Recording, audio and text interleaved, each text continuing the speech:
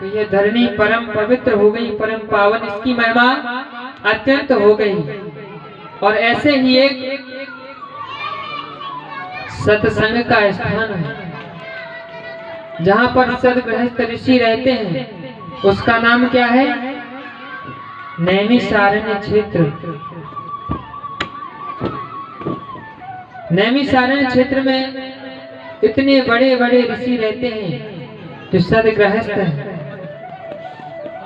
कि जिन ऋषियों के सामने कितनी चतुर्युगी बीत गई। और एक ऋषि तो ऐसे हैं जिनके सामने कई इंद्र बदल चुके हैं। इतनी बड़ी बड़ी आयु वाले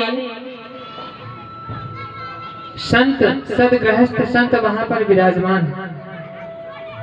और उनके बीच में परम आदरणीय 20 वर्ष जिनकी आयु है, उन सभी संतों के बीच में व्यास जी के परम प्रिय शिष्य श्री सूत जी महाराज का आगमन हुआ।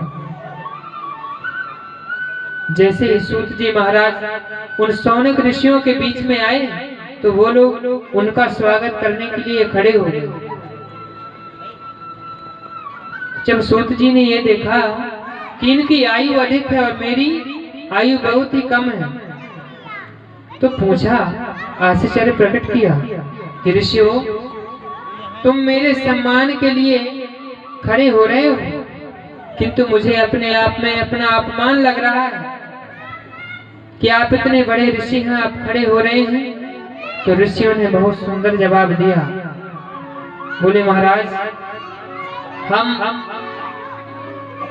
आयु में बड़े को नहीं मानते, क्योंकि शास्त्रों में तो कहा गया है, धन वृद्धा बल वृद्धा आयुर्वृद्धा तथैव च ते सर्वे अपि ज्ञान वृद्धाश्च किंकरास किंकरः। धन वृद्धा बल वृद्धा आयुर्वृद्धाश्च तथैव च। कोई धन में बड़ा होता है, कोई बल में बड़ा होता है, कोई आयु में बड़ा होता है, लेकिन ते सर्वे अपि ज्ञान वृद्धाश्च किंकरा शिष्य किंकरा। शास्त्र के हिसाब से, विद्वानों के मत से माना जाए तो जो ज्ञान में बड़ा है उसी को बड़ा मानते हैं।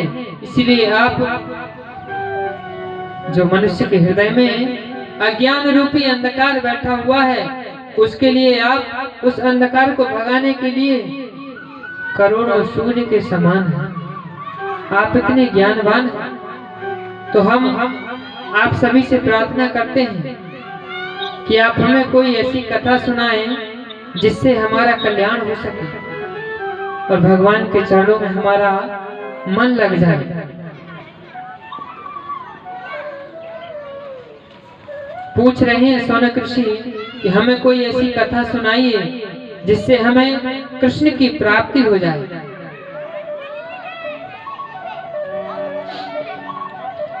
तो आज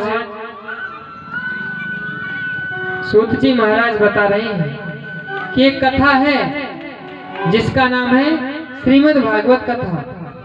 और ये कथा इतनी दुर्लभ है कि कभी कभी तो देवताओं को भी नहीं मिलती, देवताओं को श्रवण करने के लिए नहीं मिलती।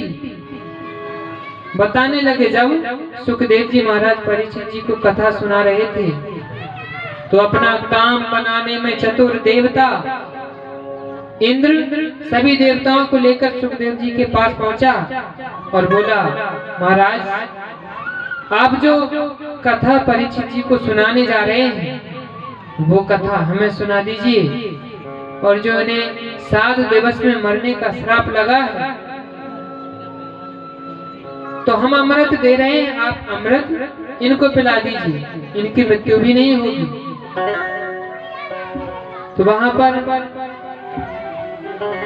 सुखदेव जी महाराज कहने लगे कि तुम अमृत की तुलना श्रीमद् भागवत कथा से कर रहे हो। भागवत कथा के आगे अमृत को सुखदेव जी ने ऐसे बता दिया जैसे हीरे के सामने कांच के टुकड़ों को बताते हैं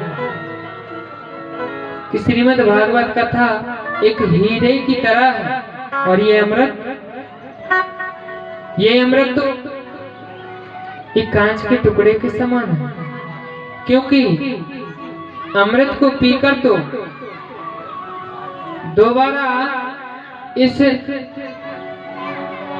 गर्भ में आना पड़ सकता है। पुनरपि जन्मम पुनरपि मरणम पुनरपि जठरे जननी शयनम। लेकिन जिसने तन मन से श्रीमद् भागवत कथा को एक बार श्रवण कर लिया, उसे थोड़ा बहुत समझ लिया, जब उसका मोह छूट जाता है ना, तो फिर उसे संसार में नहीं आना पड़ता।